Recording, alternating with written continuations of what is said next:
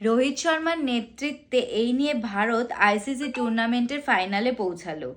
এর আগে মহেন্দ্র সিং ধোনির নেতৃত্বে মোট 3বার আইসিসি টুর্নামেন্টে ফাইনালে পৌঁছেছিল তার টিমকে নিয়ে। কিন্তু যদি কালকে রোহিত শর্মা এই চ্যাম্পিয়ন্স ট্রফি আমাদের ঘরে নিয়ে আসে, তাহলে একটা নতুন রেকর্ড তৈরি হবে ভারতের।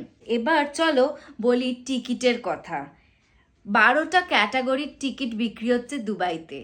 সব থেকে কম প্রাইস 6,000 টাকা, আর সব থেকে বেশি প্রাইস 3 লক্ষ টাকা ভারতীয় টাকা অনুযায়ী। কিন্তু আশ্চর্যের ব্যাপার, মাত্র 2 ঘন্টার মধ্যে অলমোস্ট সব টিকিট কিন্তু বিক্রি হয়ে গেছে।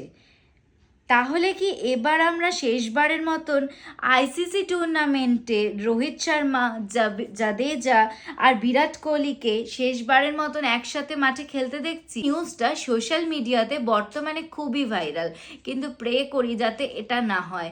তাহলে কালকে আমরা নিশ্চয়ই চ্যাম্পিয়ন্স ট্রফিটা আমাদের ঘরেই আনবো। কি বলো তোমরা?